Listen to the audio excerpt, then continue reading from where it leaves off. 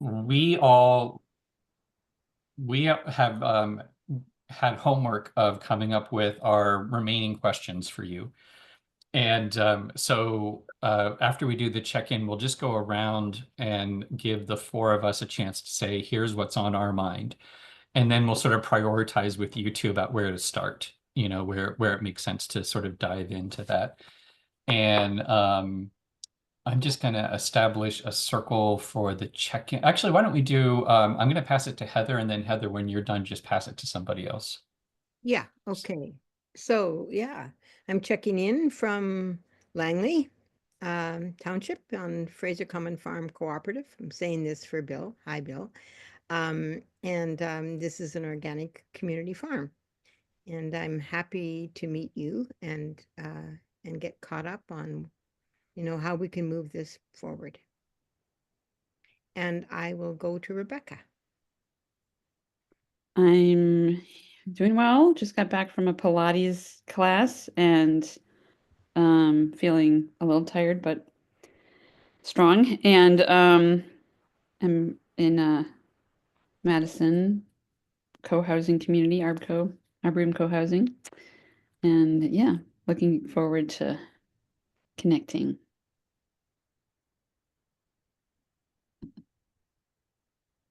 And who do you want to pass to? Elliot. Okay. Well, I had some big news this week. I passed the U.S. bar in Wisconsin, so I'm Yay. very excited to work more closely with Bill and and see what we can do to serve co-ops in Wisconsin. So yeah, that was really big, and so we're kind of working on that. Yeah, I just come kind of with a renewed, well, maybe a bit of a sense of being a survivor at the same time as new possibilities.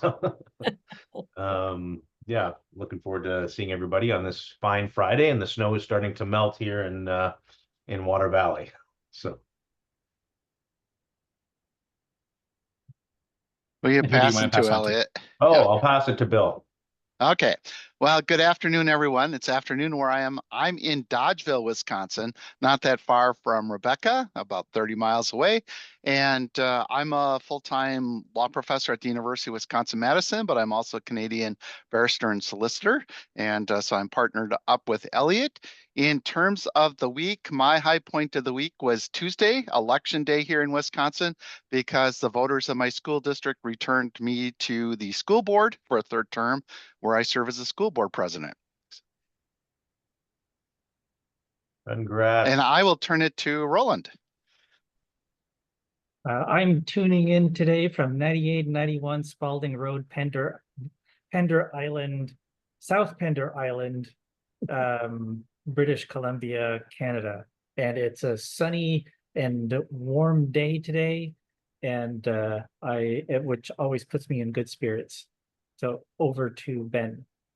Yeah, spring is springing here, and it's really like 3 days ago when I took Zelda for the walk, the big leaf maples were still bare. 2 days ago when I took Zelda for the walk, there were blossoms all over everything, and everything's greening up, and the sunlight is increasing, and the sunny weather is increasing. So yeah, it's a really lovely time to be alive. So I mean, seasonally, globally.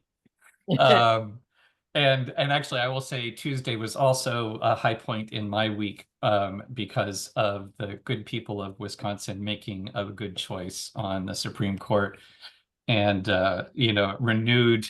It didn't completely restore my faith, but it really did a big bump. And I may have just voted for the winner. I won't tell anybody, but I might have. Cool. So, yeah, let's get started with just for each of us, just a chance to share what's on our mind. I'm going to go last, if that's okay, just because I want to hear how my colleagues are thinking about things. And so let's kind of go in the same order: Heather, Becca, Roland, and me then. And just what are your questions for Bill and Elliot?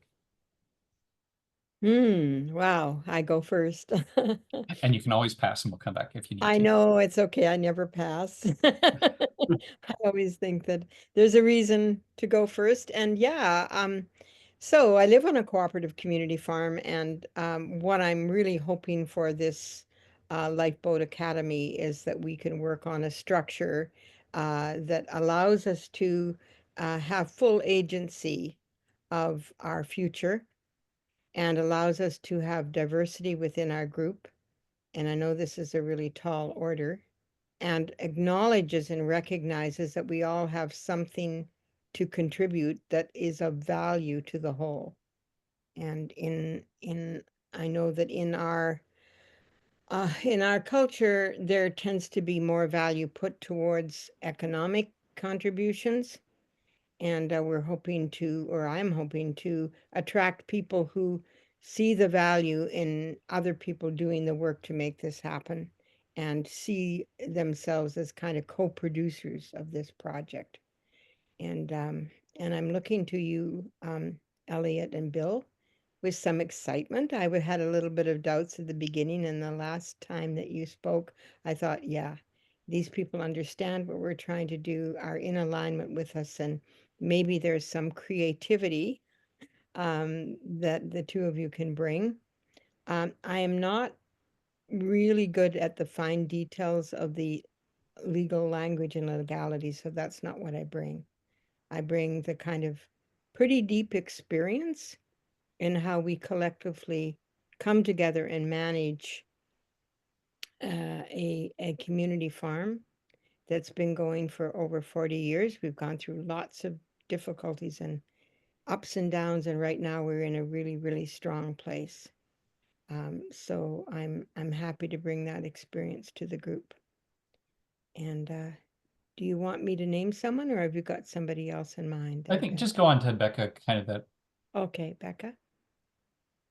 Yeah. Well, I think that the main things that we are left on our list are the share structure and the membership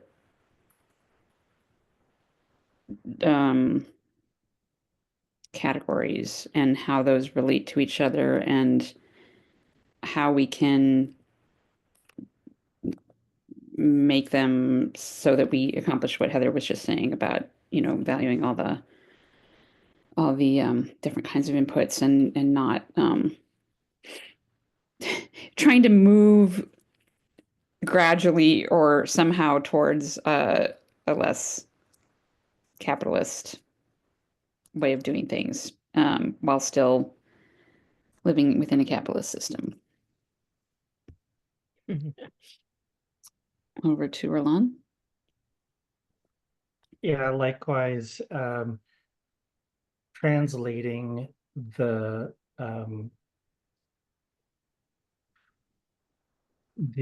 core principles of the project into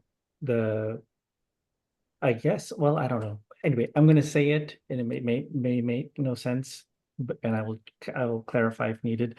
Translating what the core values of the project, like there are some, for me, non-negotiables into a language that is that works within the current system, and all of that to help push the envelope towards a more equitable system that I will just refer back to what Heather was saying. And I'll throw in the words of reviving the commons in there also. So over to Ben. Yeah, I did for the first time ever, I played with ChatGPT, and I was really shocked and surprised by how useful I found it. And I have been, among other things, I really like the language around game A, game B, which is Jim Rutt's concept with other people. And it's basically this, I think a lot of what we're talking about is in the current economic system, we reward people for bad behavior and we punish people for good behavior. And so one of the things that I put in there into ChatGPT is how do you talk to people who are in game A about game B? Like, how do you talk to potential investors about what's in it for them in game B? And likewise, how do you structure a company so that it reflects game B? And I shared it with the group, and it was actually one of the things for me that was um, clarifying about it was in terms of how to structure it, we're right on.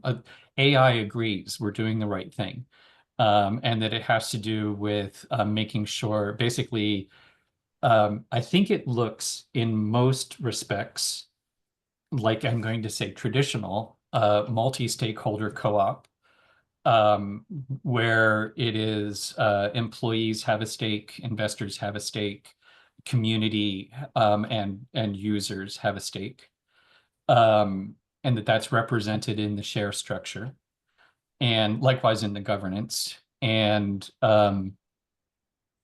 also I was reminded that partly I think that there's something about like we don't necessarily need to completely reinvent the wheel. You know, this looks like a lot of co-ops.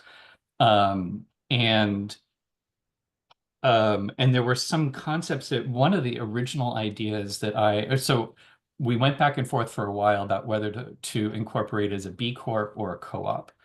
And for a variety of reasons, we settled, which I think are still good and is the right decision. We settled on the co-op.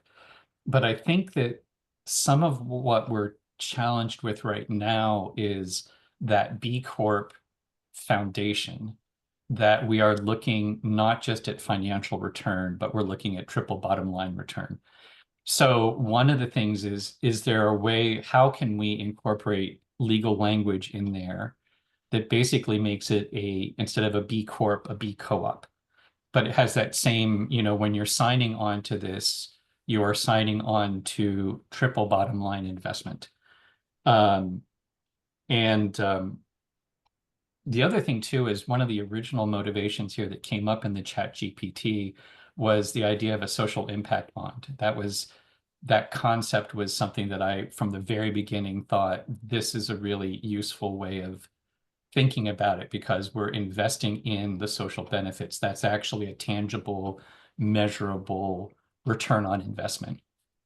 So are there ways that we can incorporate that triple bottom line accounting in? How does that relate to the bylaws? Does that happen in the bylaws? Does it just get referenced? So that's one of my questions. And likewise, is using that kind of impact investor concept, does that shape how we think of the share structure?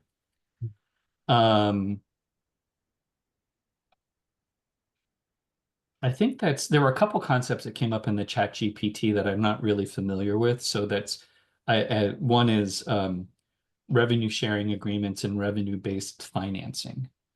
And those are just concepts that I kind of know the word. I could kind of put together an assumption based on the words, but I don't really understand it. So anyhow, I think that's my starting place. And I just, as an aside, I also want to say, at the risk of being unpopular, I still feel like we're not being anti-capitalist, we're actually purifying capitalism.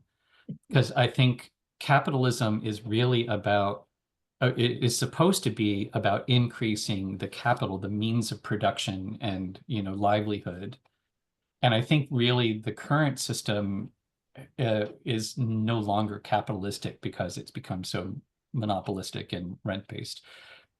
So actually, this has become, I think when we talk about extraction in capitalism, we're actually talking about eroding capital and financializing capital, like treating money as the only form of capital and devaluing social, environmental, and infrastructure capital. And so I think in some ways we're just trying to correct that, which is also it's partly that's baked into game B. Game B is not, it's not utopia. It's meant to be an economic system, where there's still, innovation is rewarded, etc. That's just an aside. So I guess let's throw it back to you, Bill and Elliot, and sort of given where we're coming from, where does it feel like, where do you want to start? What feels like the most valuable thing to start talking about? Elliot, you want me to lead off or you want to lead off? Sure, I'm just thinking about a concept here, so maybe if you could start and then. Okay, well, first I'll note that I actually teach artificial intelligence for the university and have done multiple 3-hour training programs on that just this week, mostly up on Lake Superior in Bayfield County for Bayfield County and all the regional librarians. And so I'm glad to hear, Ben, that you're starting to get into ChatGPT because I think there are a lot of benefits. The one thing I will point out that I do teach that about 80% of what you get back is good. The other 20% you have to take a pretty critical eye to and make sure that it is in fact correct. And always check citations. I'm not sure that's so relevant right at the moment, but I do think that this is not exactly what you asked for. I'll get to what you asked for in just a moment. What artificial intelligence is really good at going out and getting ideas, bringing them back to you, and kind of expanding your thought process. And that's where I think AI has been very, very valuable. Having said that, in terms of a B corporation, absolutely. I think there's concepts, or I don't know if concepts is the right word, but portions of the B Corp focus into primarily the bylaws, I would say, as opposed to the articles, because the articles you typically want to keep pretty short. And the bylaws are really where in the current legal structure we're in is where a lot of the meat is. The articles basically just give you the skeletal structure. And so, yeah, I absolutely think we can put that in. And by putting that in, then we make clear or make clearer what the purpose is. And so that if there are disputes down the road, that gives us those foundational documents to go back to and say, this is our purpose. This is why we're doing what we're doing. And this is consistent with our purpose. And as you've heard before, Elliot and I tend to be pretty creative when it comes to things like this. And because we're both very interested in the social aspects, the social benefits, and not just focused on the economic aspects. And so, yeah, absolutely. I think we can bring those concepts in a legal kind of manner that a government, in this case, the province of British Columbia, would recognize and not object to. Let's put it that way, because we always have to get past the regulator. But I think that what you've suggested is something that we can definitely do. And with that, I will stop and see if Elliot has had enough time to formulating your thoughts that you want to share with us. Yeah, so as I was thinking about what you're saying and taking notes, and thinking about kind of the social impact investing and how do we kind of translate that into a different kind of return on investment or a more dynamic or diverse or equitable form that is not exclusively tied to monetary return.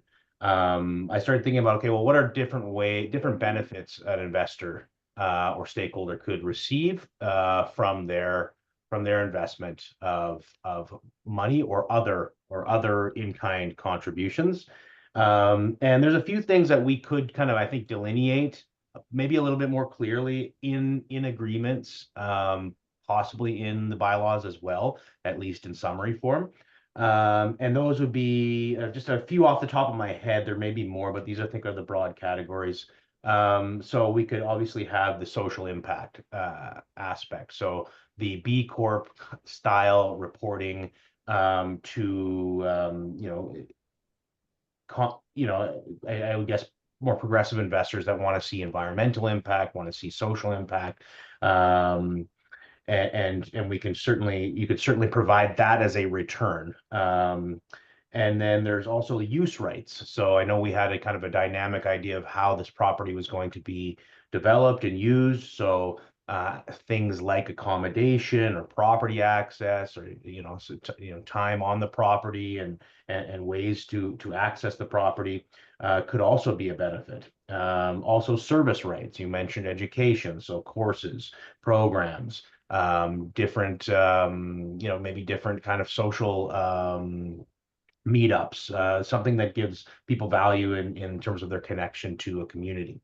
And then also, product rights. You mentioned obviously agriculture and community farming. So there could be aspects of that kind of subscription. I can't remember what the specific term is, but that kind of subscription, produce box or whatever. I think there's creative ways to get at different so it's not just, well, I receive a dividend every year, or I'm primarily interested as a venture capital play or something where it's going to appreciate and I'm going to be able to get my money out and then and 10x in 10 years or something like that. So, I think there's ways that we could flesh this out. Now, the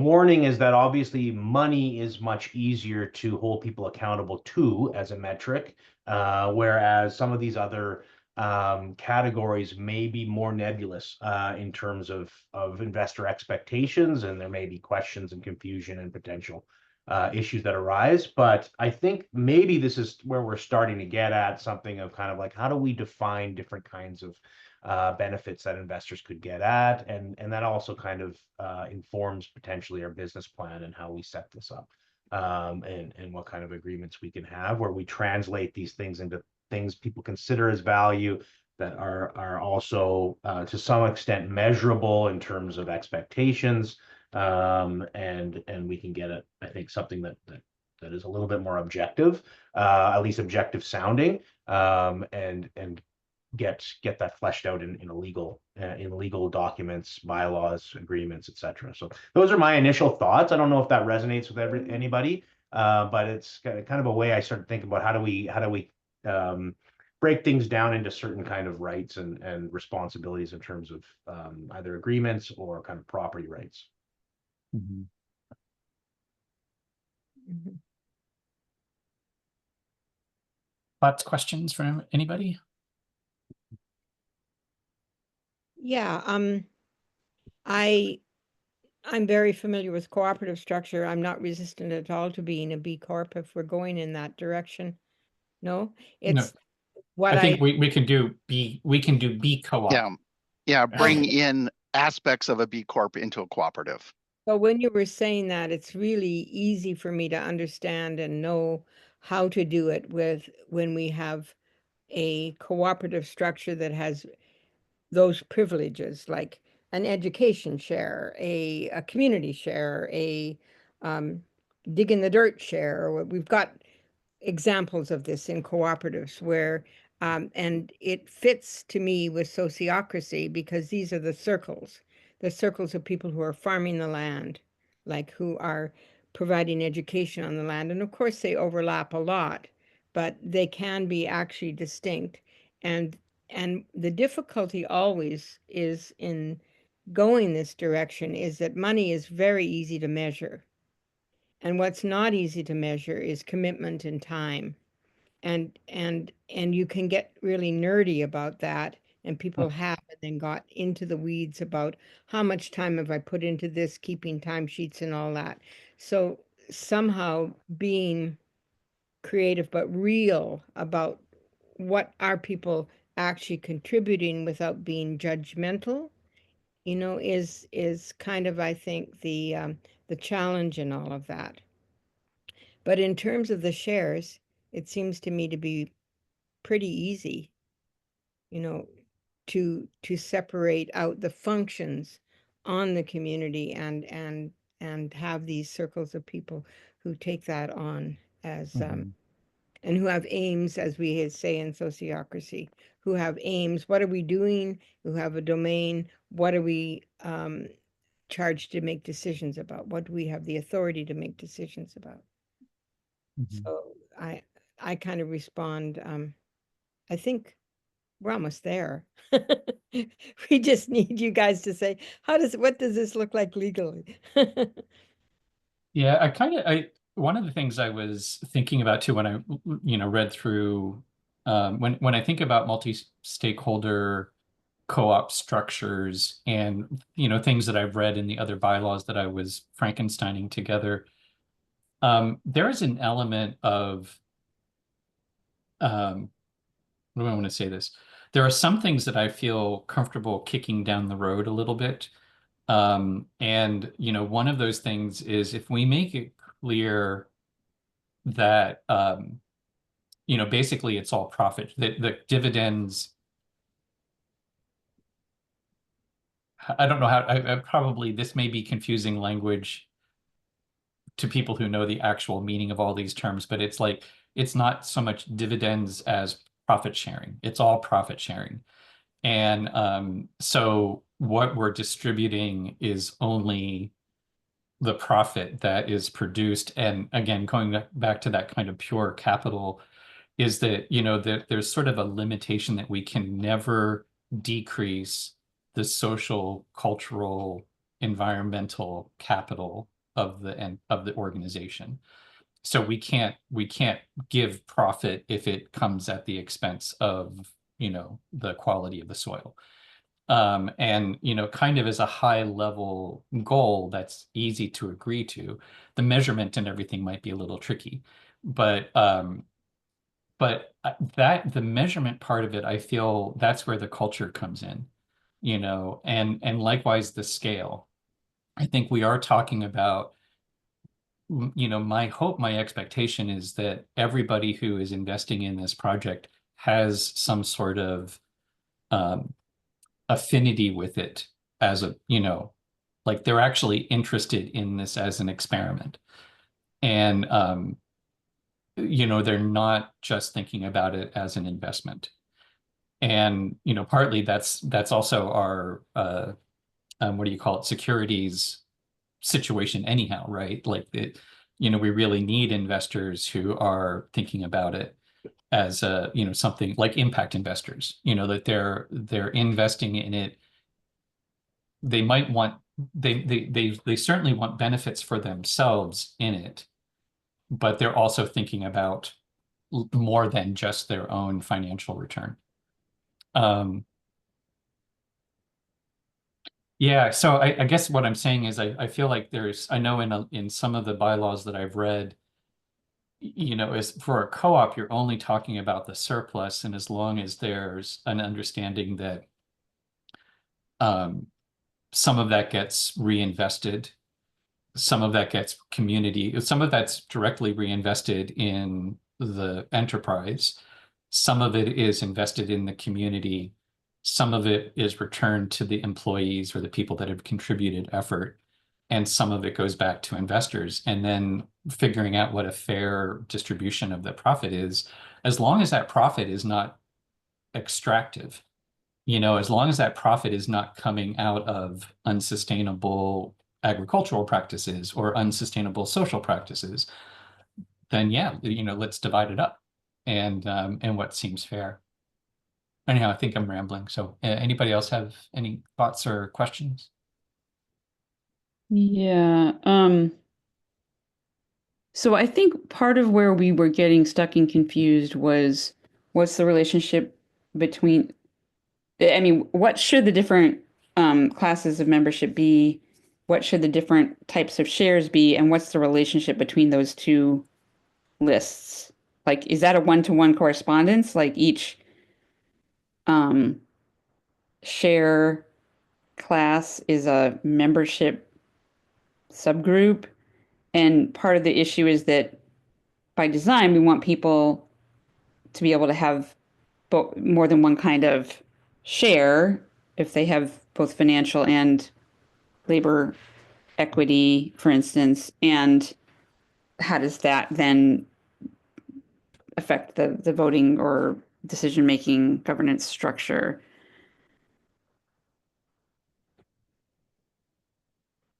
And then we also had this separate set of questions, somewhat separate set of questions about recognizing Ben and Roland's intellectual capital and that all the work they put in up until now, and aging in place issues, which are sort of in, but not how to avoid setting up something that creates founder syndrome built in to the governance, because it's a bad enough problem without that. Yeah, yeah. Yeah, and I've wondered actually around that is there a way of tying the shares to capital, types of capital? Like that there's, a share type that has to do with physical assets and financial contributions, and there's one that is like that's I think that's kind of what Becca's getting at. How do we align the share types? Is it by function or is it about, because if there was something in there about like, do we want to recognize that there's a class of share that, I don't know, that if we had a intellectual share type, or I don't want it to make it intellectual. I'm just thinking like recognizing the labor value of what Roland and I have done to set this up. It really is just labor. We can call it intellectual property or blah, blah, blah, but it's really just previous labor that's already been done. Right. And, how does that get sort of recognized? Yeah, so just going to that. So I think I said at the last time we met that there are, and I have done this, and I know Elliot has done this as well, in setting up cooperatives to have in-kind, so labor and other types of things valued in a consistent way with the actual dollars that are being contributed by others. And so, yes, absolutely, that can be done. I know I've done it many times. I suspect Elliot's done that many times as well, because among other things, and I think I gave this example last time, when you have a new cooperative that has been built, typically you have a few people who are really behind the push to create it, and they invest a lot into it in emotion and time and money and all of that. And you want that reflected in the overall value of the cooperative. And so that's why you either give that group a different percentage of the shares, or a different set of financial rights, or a different set of governance rights. Because the two main things, now this is going to sound very legal, but it is, the two main things you allocate in any cooperative are the financial rights and the governance rights. So it's just how we go about doing that. And I think absolutely we can accommodate that. The question always is do we accommodate that in such a way that it becomes unattractive to other potential investors, particularly financial investors, if that's what we need as an infusion of capital? So it's always a balancing. And I have seen and participated in processes many times where we have been able to go forward because people do recognize that initial contribution that's made by essentially the incorporators or the formative board or whatever you want to put on that group. So the long and short of it is yes, I think it can be done, and I'm quite certain Elliot and I can get that done in a legal structure once again, because the bottom line is a legal structure that'll be recognized by the province of Alberta. BC. BC. All right. Oh, sorry. Yeah, I don't even know why I said that. Although, one of the peculiarities on American law is that you can form a co-op in any state, even if you're not there. And so a lot of cooperatives in the South have chosen to incorporate under Wisconsin cooperative law, even though they don't have any quote unquote contacts, ties, or relations with the state of Wisconsin. They never ever plan to set foot in Wisconsin. Doesn't matter. Under American law, they can actually incorporate in Wisconsin. Not quite the same thing in Canada. So yeah, I'm glad you corrected me. I know which province we're talking about here, but my brain was slightly disengaged. I'm taking lots of handwritten notes besides the great artificially, well, in some cases AI notes and notes that Ben's writing. No, I'm writing when Ben's talking. When I remember okay. to. When I remember to. Yeah. Well, I'm trying not to write and mess that up because you're doing a great job right now. And I'm counting on all the rest of you at writing this. This is great. Well, I have a bit of a process question, because we're making reference to the text that been prepared. So how do we want to work with these ideas?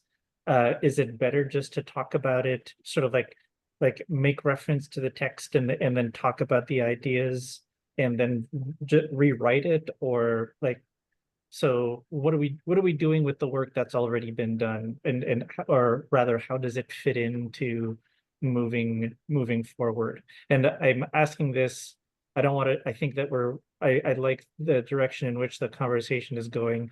I just want to know how, yeah, Yeah.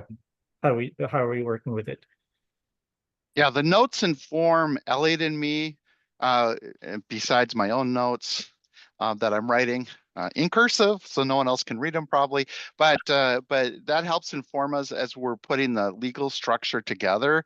I think it's more important for us to just have the conversation and not really pay much attention to the notes, other than just making sure the notes are accurately recording what's being discussed. That's just a Yeah. contemporaneous record. And Well, just, and I just to think, be clear, I wasn't talking about these notes specifically, but rather the draft of Oh, okay. yeah, yeah. bylaws. Well, and I Yeah. feel like Got it. we've already done a lot of polishing on most of the um what do you want to call it? Like the boilerplate quorum, all that kind of stuff. So there's a whole bunch in there that I think is more or less settled, and there's a couple clear sections on like the share types, share classes, membership classes, and probably something to do with the what we're calling stewardship council, but like, you know, the board of directors, the composition on that. And what I'm saying out loud to test my assumption is that Bill and Elliot can take away the notes from this conversation, and then basically they can give us those sections, and then also review the other things to make sure that, you know, I think Elliot's already done that. He's done a sort of a cursory review. And so I think we've answered almost all the questions around most of the detaily bits, but it really is the share structure, the membership classes, and then how that gets reflected on the stewardship council. And that sounds like, and then we kind of, they put those sections in, and then we give a review and make sure that it makes sense to us. So can I just make sure that we're on the same page, so to speak? So I noticed you had a link to Asana. I haven't been in there yet, but is that where all of the current drafts are? No, there's a Word document that has one final draft version. We're up at like 2.1 or something like that now in terms of Okay. versions. But yeah, there's a Word document that would be the Articles of Incorporation, Okay, so or yes, there's And Articles of membership of Membership or whatever. association, and then there's rules in BC. So I have one that we looked at that is dated February 21st, and that's draft 2. But there's a newer one With minor changes, I minor think. changes. I mean, Yeah. we took some of your feedback, the feedback that you had given us that we thought we could just address internally, we have worked on. So would it be helpful to share that document? Probably. I mean, I'm just in terms of our conversation on share structure, the nuts and bolts of how it's set up in for co-ops in BC is that it's a little bit unique because you can only have one class of membership share, but you can have different classes of membership. So it's a little strange in the sense that you'd all have to have, like, everybody has to have the same share class. So let's say it's class A shares for membership, but you can have different categories of membership with different, different numbers of shares to be purchased, for instance, and different additional rights and responsibilities aside from the basic share class rights and restrictions. So- So it could include governance rights, for instance, different proportions on the board, et cetera. So that's one little shift. And then obviously we know that investment shares are classically non-voting, except for the small carve out of up to 20% of the board. And those can be members or non-members. So investors, so it's bifurcated. There's governance rights that go along with membership, but only one shares, but multiple different kind of membership classes. And then there's investment shares, which are classically non-voting, are usually preferred in terms of capital access, because that's usually where the more money comes from, whereas membership is more nominal. Doesn't necessarily need to be, but that's kind of classically how people deal with it conceptually, at least in my experience over the last 10 years working with co-ops. So yeah, so that's the basics. So we need to probably work it around a little bit, but I don't think we're gonna lose anything critical because of that nuance. So I'm just go ahead, Becca. I'm confused enough that I'm pretty sure I didn't get it right in what I just wrote in the notes. In BC, we're only co-ops are only allowed to have one membership class, but can have different types of membership. Is that what you said? Only one membership share class, but can have different memberships. That's what the act says. If you read the act, it's weirdly worded, but yeah. Maybe this would be clear in that the membership, for example, in one co-op that I work with, the memberships are 500. In order for you to farm, you have to have 10 shares. Yes. But Share is the same but the number of shares you need for a certain function changes. But I don't like that model for what we're doing, because it isn't simply more or less of the same kind of share. We're actually having shares that relate to different kinds of equity, so we can have multiple share classes. One of them has to be a membership class, and we can have more than one investor class as well of share, right? Yes. Yes. So we could have membership shares that are very nominal, and then have all of the investment shares where the actual sort of financial contribution comes from. Would that affect the 50 investor part? Like, does the membership count as an investor if it's a $10 membership share? This is a good question. It wouldn't be like it's only one interest. So if you're a member and investment shareholder, but you're the same legal person, that is one beneficial owner for securities purposes. It's not like you separate them out and they become two. You're kind of combined into what is your aggregate interest in the issuer. So in this case, the co-op. So I think, yes, it would be, if you made it, for instance, and I think this is where you're going, is that you have different membership classes. You have a nominal membership share interest in each class, but you condition their membership on purchasing investment shares of, say, class A, B, C, D. Yes. And those would have different rights and restrictions per class. And you can do, yes. Cool. Because that's, what I was thinking about. If we can, basically have an employee or a labor share, investment share, and a material impact investor share kind of thing. One that is, I still think it's valuable, and I can let go of this, but I still think it's valuable to be able to talk about if we're talking about how do we get game A folk to invest in game B. So there's investing in game B, and it's a bit of a risk, but the risk is hedged by the fact that there's real estate collateral behind the investment. So if we are betting in game B and game B tanks, then the financial investment is backed by the real estate, the real value. And so it's hedging your bet in game B. You can kind of reconvert your investment in game B back to game A. And if that's tied entirely to the financial, not to the employee class share, but to the impact investor share, right? So that basically they have first dibs if we have to disband or dissolve, if we dissolve the corporation, the co-op, and we sell the assets, the people with that first investment class, the people who are actually showing up with checks, not just the people who are showing up who have invested time, they're the first to get reimbursed. And there's no guarantee necessarily that comes with the other share classes. So that's kind of how I've been thinking about, it's giving, since there is risk here, it's basically hedging some of the risk of the investors coming from game A who aren't sure that game B is going to make it. Yeah. But that doesn't ultimately give you and Roland any security about not getting kicked off the land someday. No, it gives us security because that we would only get kicked off the land. So that's the kinds of rights that get associated with.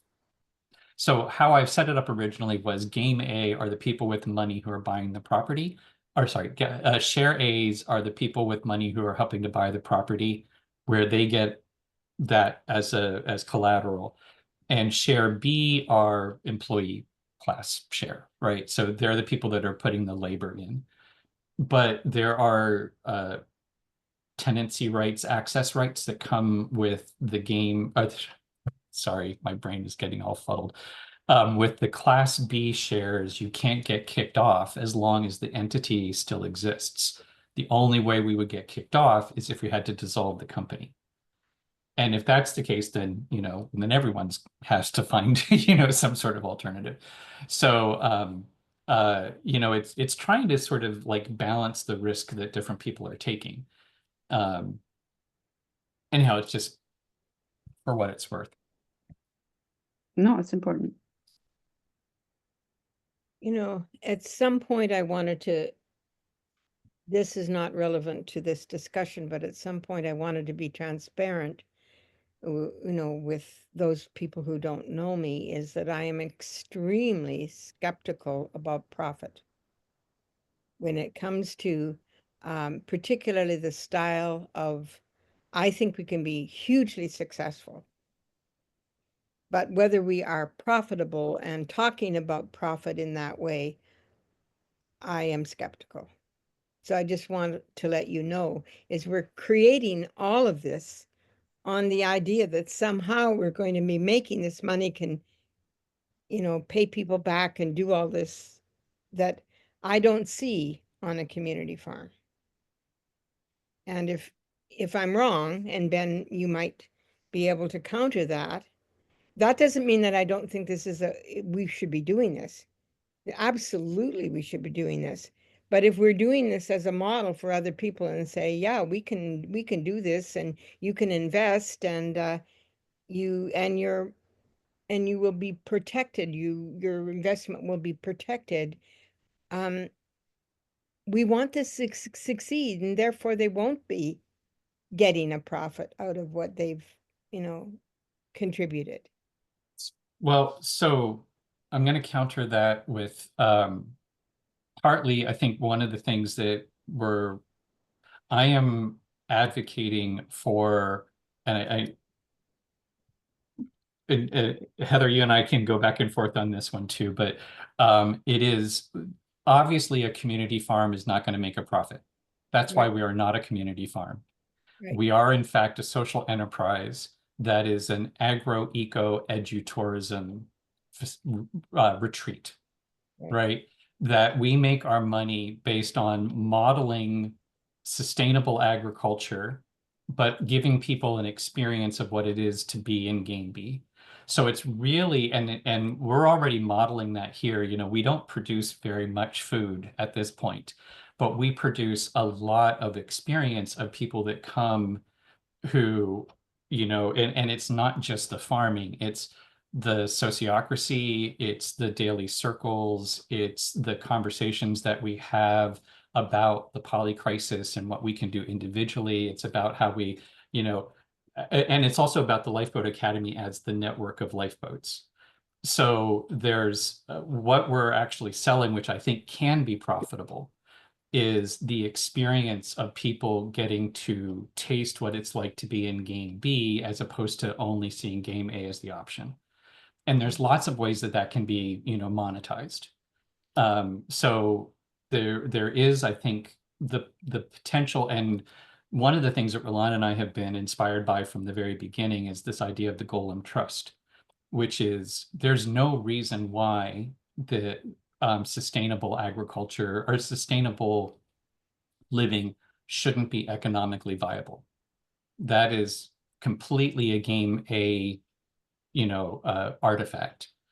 We should be able to produce material benefits to people in a way that is economically sustainable and profitable without resorting to extraction. And that's part of the experiment, right? Is to figure out, can we actually create a balanced system where people get to have a direct experience of putting their hands in the soil, eat the food, experience that kind of alternative way of being. And for people that are already, currently in game A, that's worth money, and they're resourced enough that they can come for a week and leave a check for, what they've experienced in terms of, a really positive, wonderful healing, blah, blah, blah. So I think that that's the part of the logic here is, yes, a community farm will never be profitable. We're not a community farm. We're something more than that. And I'm going to leave it at that. And you and I know that there are those kind of models that are still having really difficult time surviving right Yep. here. Yep. That's just where the skepticism is. Yeah. I don't think that, I think, yes, we can make money. Yes, we can be sustainable and whatever. When it comes to my, prejudice or uneasiness about profit, it's kind of like, I can change that. I can change my definition of profit in a way that, if other people expect profit in the way that conventionally we expect profit, absolutely we can. And our farm is absolutely sustainable, and it's more than a community farm. It does way more than just grow food. But we would not consider ourselves profitable. So it's I just mean, you can and I I can go back and forward on that. I think this is important, but I think that in between sustainable and profitable in the game A kind of way is something that I'm interested in, which is, will there be enough financial profit so that people who start off with only labor shares can gradually buy out at least some of the financial share people? Mm-hmm. Or will it just be will it only work if all the people who put in financial investment are willing to have that be a forever thing, or we have to dissolve? Yeah. And I don't know if that's a lawyer question or if that's an accountant question. But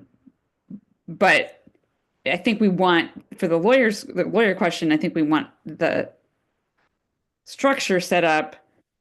Well, I think the question in my mind really is the only way to do that is for the people living there to earn money, or is there a sweat equity way for the people living there and doing the work to gain financial equity? Yeah. Without it being having to be profitable in the traditional sense. But equity still has to be translated into real money if you're going to pay out real money. Right. Yeah. And that is so yes, this has to be reality tested. And and this is also the main reason why I have been so adamant about rent taking, because there's no way this can work if there's rent taking involved. If somebody is going to expect that they get a certain amount of money per year just because they've invested financially, That was why the entire original premise was the social impact mortgage, where you're loaning the money and you're taking the interest in social benefit. So you're just, there still needs to be documented social benefit that you're accepting as the interest on the loan. But the idea is exactly what you're saying, Becca, that eventually people will be able to buy out those original loans that you'll get paid back over time. And this is also, there's an accounting question here because underlying this is that the people who are the employees are living and eating off of the farm. So that also means that part of basically we can keep our expenses extremely low because we're not paying salaries for people that then have to go and rent and, buy, rent a place to live and buy food. And figuring out how that gets incorporated into the accounting is, it's a very different model. But anyhow, Elliot, over to you. Thanks. Yeah, I think just to maybe intervene here with I think important distinction is that for the purpose of securities, which is what we're talking about, you don't necessarily need to pay back profit.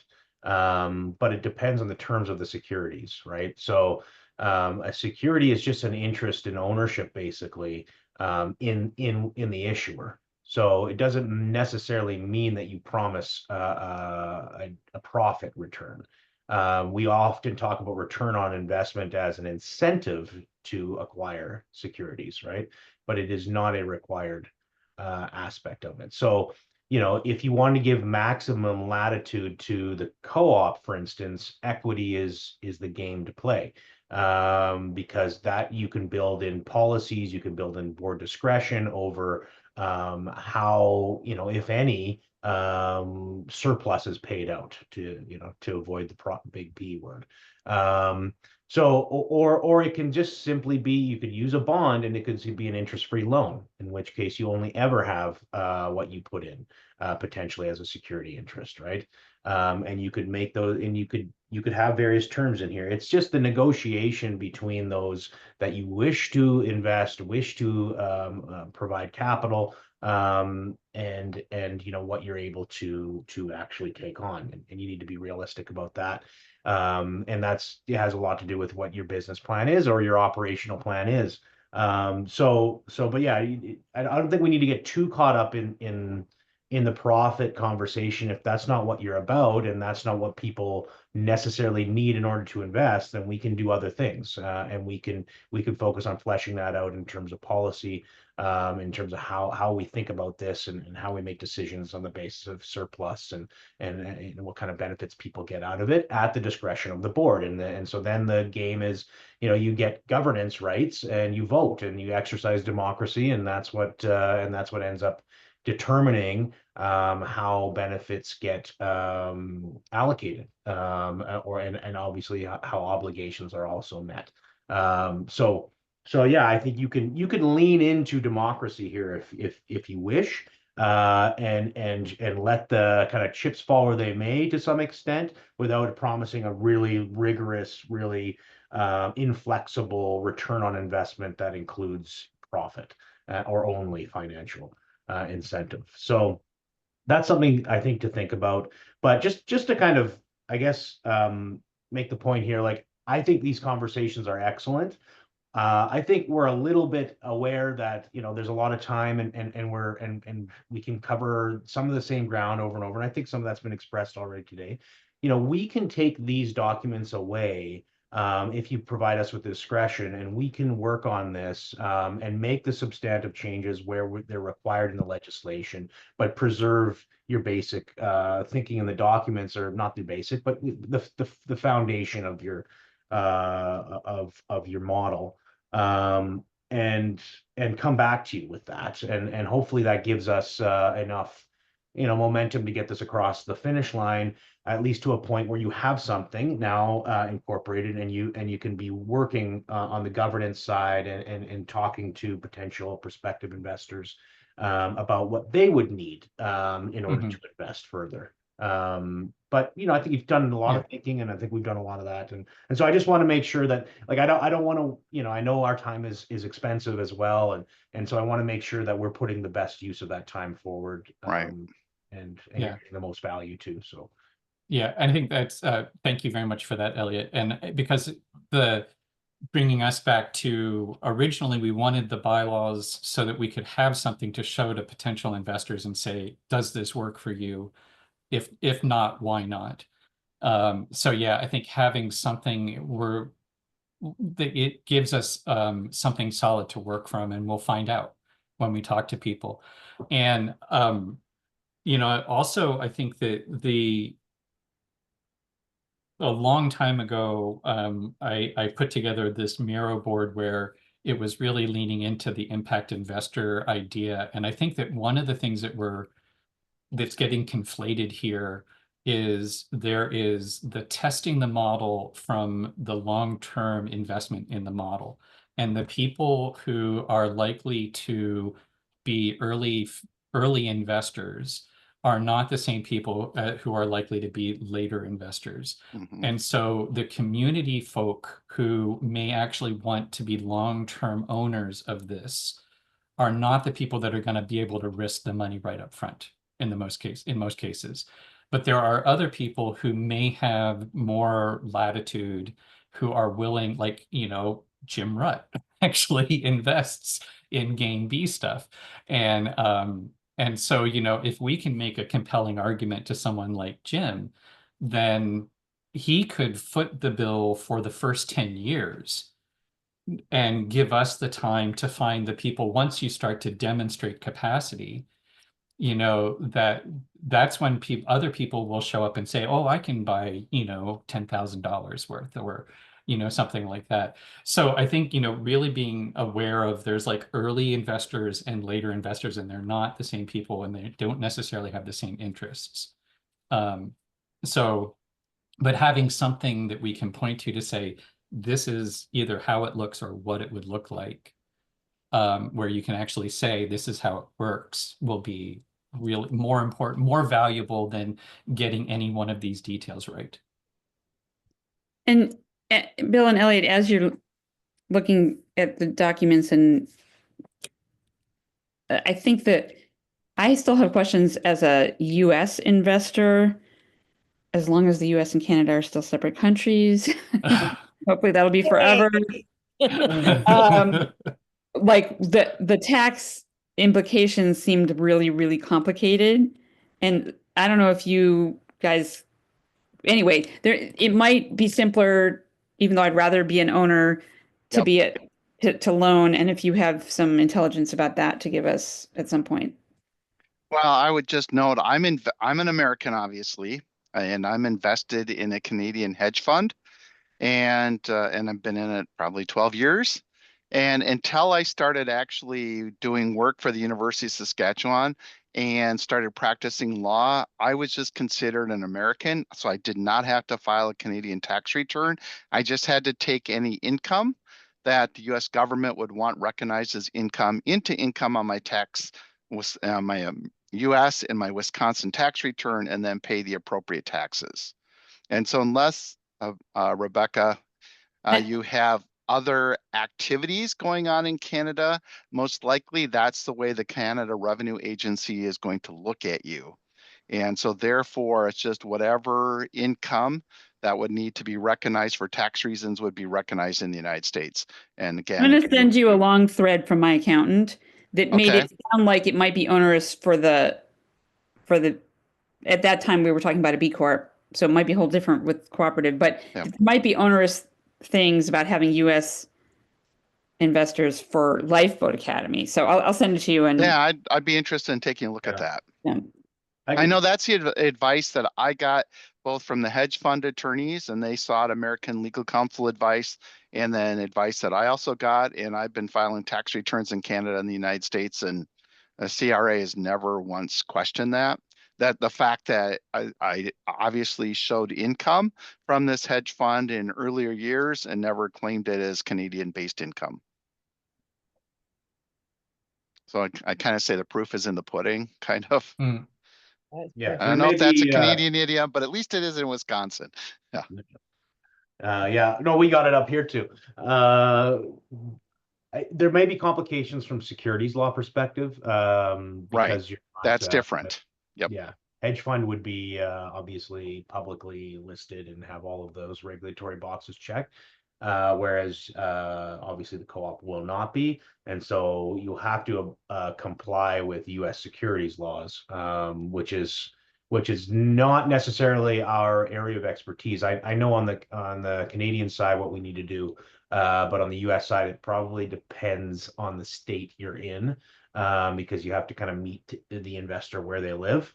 And so it just depends on, how, and you probably have, decent exemptions for Wisconsin. I think Bill knows those fairly well, having Yeah. drafted, I think, some of them. So Yeah, there's a full exemption Probably for any okay. cooperative investment in Wisconsin. Yeah. So cooperatives have raised billions of dollars in Wisconsin. They don't even need to notify the state that they've issued securities.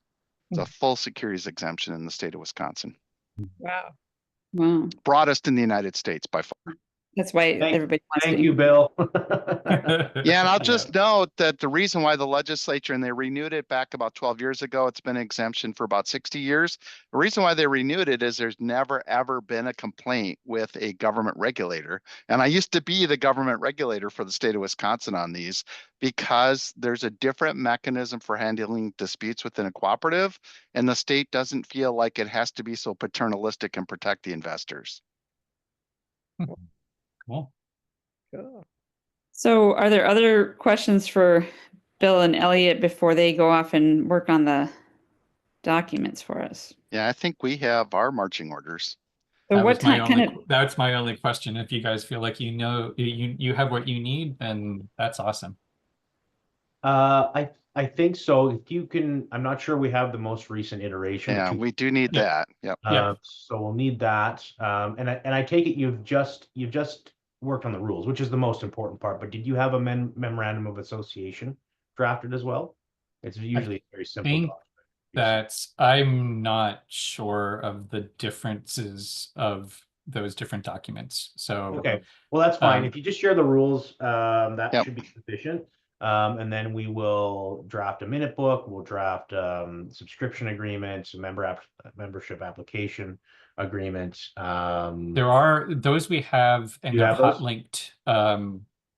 They're what we have is linked in the front of it. There's like a cover page where it just has a little history of like what are some of the previous versions and that kind of thing. Okay, perfect. Well, then we'll Okay. review and add anything that's needed. But yeah, that's hopefully that you should be able to work off of those. And So Ben, can you also make sure that they have access to these notes that we've been doing? Yeah, I was going to ask, how do we get it? Although I have my own version, but how do we I get don't even know access to how those? I have access to it right now, but Well, it's shared with everybody here. They're Zoom notes, so it's actually Yeah, so we'll part probably of get an Zoom. email notice that they're Yeah, available. and I can also they're Yep. really easy just to copy and send in an email. So Usually I can do get that. an email notice that Firefly or whatever the technology that there's notes available, and they'll give me a summary. so if I close that window on my screen, it's not going to mess anything up, is it? No. Shouldn't, because I No. accidentally closed it when I was writing a note, and there it went. Yeah. When I was So- writing about profit versus positive net margin. So what kind of time frame should we plan for, and should we schedule a meeting, or what's your work load Next look like? steps. well, I certainly can work on this. I would want to have this done. I think aiming for end of next week. That works. We'll do that. Because the way this works is LA typically writes and then I review. No. So if he gets it done by the end of next week, how long do you need to review it before we get it? Usually I do it within 24 hours.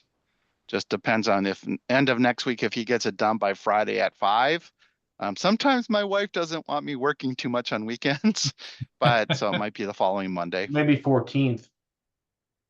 So if you get it to us on the 14th, do we have enough time to review it and then meet? Do we want to meet just with each other on the 18th? I think we And- should do that. Yeah, just to, yeah. Okay, so then do we want to plan on meeting with Bill and Elliot at our following meeting, which would be May 2nd? Can we do a tentative and then see Yeah. at the meeting? Because Yeah. it may be that we look at it and we go, this is great. And we don't need to meet, yeah. And we don't need to meet. We just, what's the next step?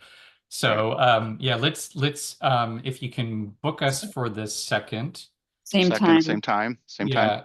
And then if necessary, we can enact that. And if not, we can say you're free. And thank you. Sounds good. But I wrote it into my paper calendar, so that makes sure it's really safe. Oh yeah, I have a friend, actually, our friend April.